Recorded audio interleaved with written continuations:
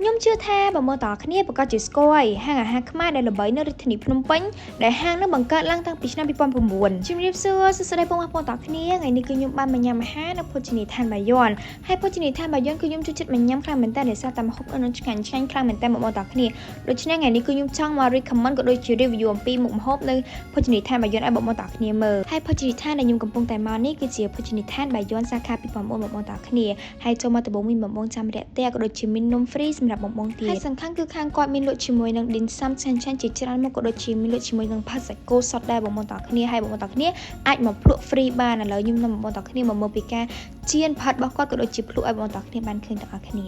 ហើយផាសាកូនេះគឺជាផាសាកូសុតដែរបងប្អូនតគ្នាហើយទិញឥឡូវគឺមាន promotion ដែលទិញ1គីឡូថែមក្រាគីឡូហើយថែមទឹកជ្រក់2ដបទៀតចាហើយខាងភោជនីយដ្ឋានបាយ័នក៏គាត់មានលក់ជាមួយនឹងម្ទេសឆាខ្ទឹមជ្រក់និងម្ទេសជ្រក់ដែរបងហើយមានជាមួយនឹងនំតង្កូវនំថងនួននិងខាងមូលីគឺគាត់មានជាមួយនឹងចេកឆាបហើយបើចូលមកដល់ក្នុងហាងវិញគឺក្នុងហាងមានផាសុខភាពត្រជាក់ស្រួលអង្គុយញ៉ាំបងប្អូនទាំងគ្នាហើយមានកន្លែងអង្គុយជាច្រើនបងប្អូនទាំងគ្នាដោយសារតែភោជនីយដ្ឋានបាយ័នសាខា2009នេះគឺធំទូលាយហើយសំខាន់មានបន្ទប់ VIP ពីបន្ទប់បងប្អូនទាំងគ្នាហើយក្នុងបន្ទប់មួយៗគឺស្អាតខ្លាំងមែនតើហើយឥឡូវនេះក៏ខ្ញុំបានមកដល់ក្នុងបន្ទប់ញ៉ាំអីហើយក៏អង្គុយលើតុភ្លាមបងយកមកឲ្យមើលគឺឲ្យចាំយូរទេឥឡូវបងប្អូនទាំងគ្នាមកមើលមុខម្ហូបជាមួយខ្ញុំទាំងអស់គ្នាភោជនីយដ្ឋានបាយ័នគឺមានមុខម្ហូបខ្មែរជាច្រើនមុខបងប្អូនទាំងគ្នាមានដូចជាห่อหมกសម្លកកូរថៃប៉ាម៉ាជានិងផ្សេងទៀតដោយសារតែភោជនីយដ្ឋានបាយ័នគឺគេគាំទ្រជាមួយនឹងមុខម្ហូបស្នាដៃខ្មែរតែម្ដង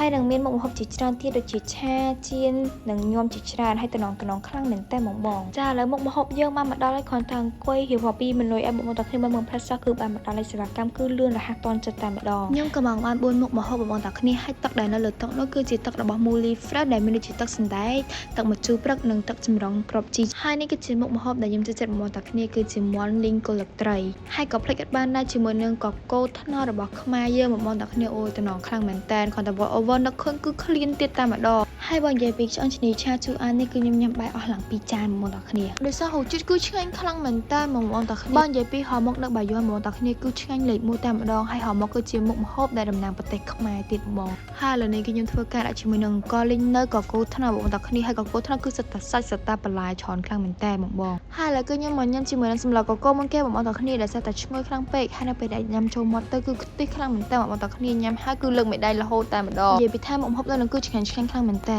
បាទនិយាយពីភេសជ្ជៈនៅបាយ័នវិញគឺឆ្ងាញ់ខ្លាំងមែនតើបងប្អូនទាំងគ្នាដូចកាហ្វេពងមាន់នេះគឺឲ្យលេខ1តែម្ដងសំខាន់គឺភោជនីយដ្ឋានបាយ័នមានទទួលជាមួយនឹងការរៀបចំម្ហូបគ្រប់កម្មវិធីគឺគ្រប់ទីកន្លែងតែម្ដងបងប្អូនទាំងគ្នាហើយសំខាន់មានអនាម័យខ្ពស់ហើយសម្រាប់ចានវិញគឺមានទូសម្រាប់មេរោគទេបងប្អូនទាំងគ្នាជាពិសេសបងប្អូនដែលត្រូវការសេវាកម្មបន្ទប់បញ្ចុះឬសេវាកម្មរៀបចំ buffet ខ្នាតតូចខ្នាតធំក៏ខាងបាយ័នរៀបចំជូនឲ្យបងប្អូនទាំងគ្នាបានដែរហើយដែលសំខាន់គឺកន្លែងចតឡានគឺធំទូលាយខ្លាំងមែនតើបងប្អូនទាំងគ្នាអញ្ចឹងបន្ទាប់ពីបងប្អូនទាំងគ្នាបានមើលវីដេអូនេះហើយសង្ឃឹមថាបងប្អូនទាំងគ្នាកុំភ្លេចទៅសាកញ៉ាំទាំងអស់គ្នាណា